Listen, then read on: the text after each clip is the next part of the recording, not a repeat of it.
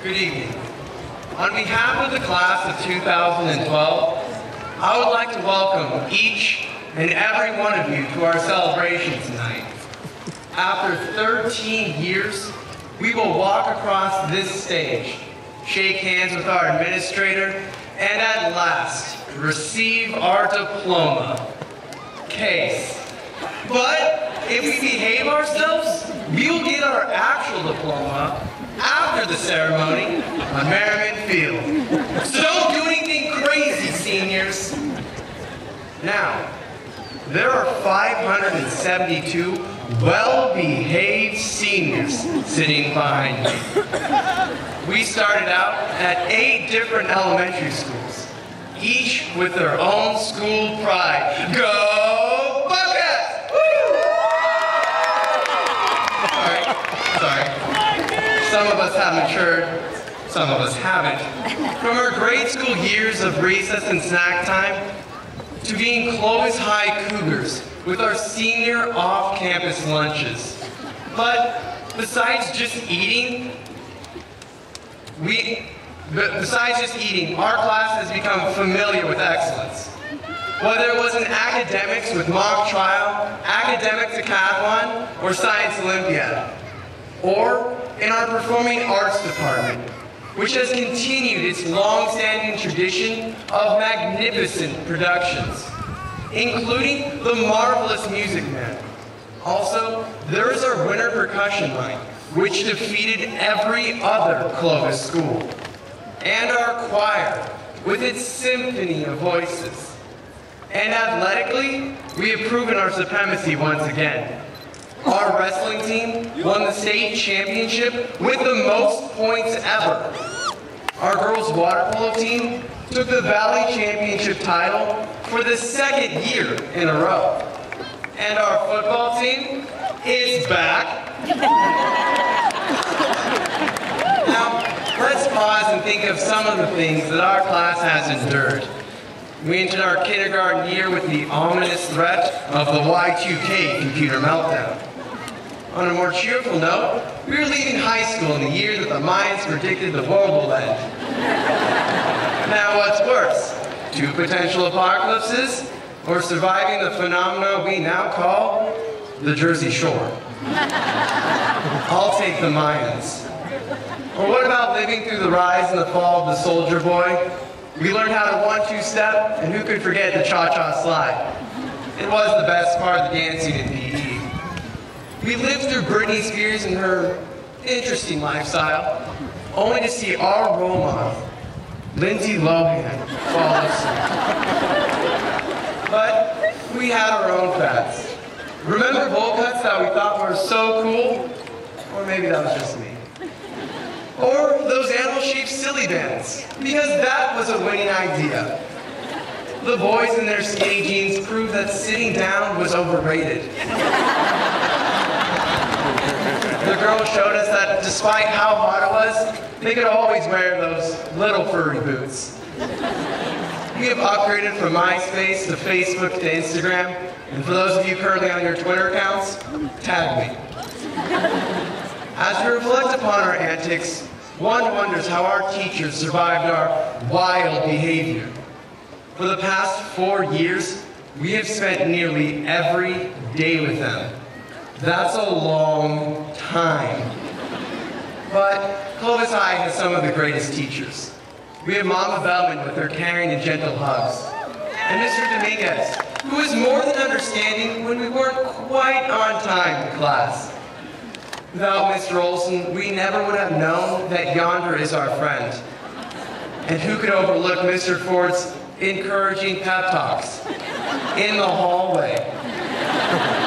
Mrs. Carter taught us that most everything is flammable. And we were inspired by Miss Pyers and her notes. Mrs. Sumter always sprinkled a little socialism into her bio lectures. And we will all remember that Miss Motz's favorite candy is Reese's Pieces. Or something like that. These teachers taught us more than just school curriculum. In their classes, we learned how to text without getting caught. We learned that it was nap time when the lights went off and the projector went on. But most importantly, we learned skills that would far surpass our time here on campus. Our teachers prepared us for life. They gave us a work ethic. They showed us tolerance. And finally, our teachers taught us to have a passion for whatever it is that we want to do. However, it was not our teachers alone who shaped our lives. We cannot stand here today without the love and support of our families. They've helped us emotionally, financially, and spiritually. So, Mom and Dad, and to all the mom and dads sitting out there tonight, let us thank you for doing our History Day projects, our science projects, and what about that monthly budget project? I hope you learned how to live on your own so you don't have to come to us for money later on. But coming home from a tough day at school would not be the same if we had no one to tell our stories. And how can we forget the motivation that you gave us when our grades were less than favorable? Despite how many times we tried to explain that 6-week grades don't count. And we had plenty of time to get them back up. But let's face it, without this constant reminding, our grades would not have been in the best of shape. So, to our parents, we thank you. We know that nagging means love. While our families were there for us when we came home, we cannot forget our friends who stood by us day after day. Some of us have been friends since the first grade, and I don't doubt that the relationships formed throughout our years here at Clovis High will exceed far beyond this campus. Our friends were our moral support. When times were tough, they made us laugh, almost to the point of tears. As we leave here tonight, our friendships will be challenged. All of us have different plans for our future. Therefore, we need to remember, friendships need nurturing. They can only be sustained through effort.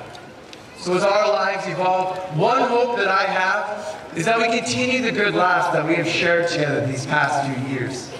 That we don't have to rely on our class reunions to become reacquainted with one another. In the years to come, don't forget to stop and remember your classmates and the adventures you shared. But through all of the good times, we have experienced real tragedy. Freshman year, we were heartbroken to learn that one of our fellow students, Caitlin Hook, died in a plane crash with her sisters and father. She taught us that life is truly fragile and a gift that should be cherished every day. Caitlin, you are a part of this ceremony tonight. We carry your memory in our hearts, and to those of us who knew you well, you have been missed, and you will be remembered. This brings me to my wish for you, class of 2012.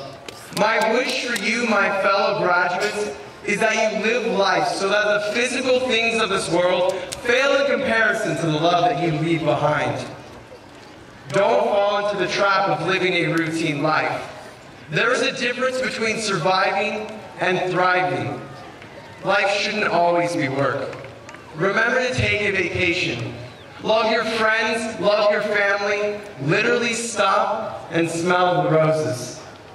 If you get lost in the idea of working for material possessions, you will find that at the end of everything, you may have acquired a lot, but you will have very little. Strive to find meaning in your life. Clovis High has introduced us to a life of service.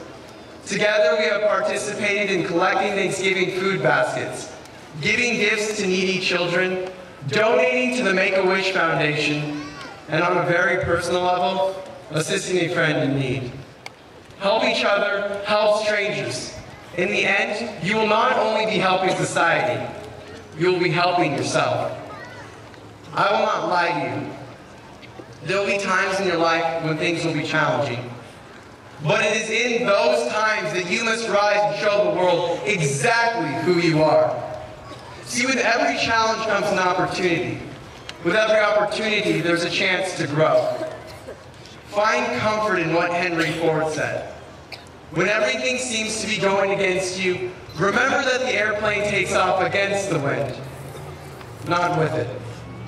So as we leave here tonight, I challenge you, class of 2012, I challenge you to let this be your first step in finding life in abundance. Thank you.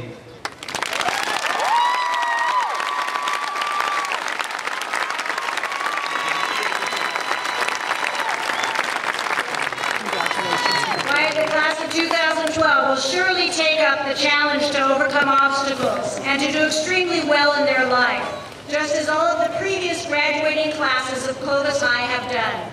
We have faith that this graduating class will excel, largely because of what they have accomplished over the past 4 years. Whether it is an academic or athletic event, the class of 2012 has always gone beyond than what was expected of them. There are a countless number of accomplishments that I could cite, but it is clear that tonight's graduating class is talented and, dare I say, extraordinary. Graduation ceremony is not an end, just a beginning.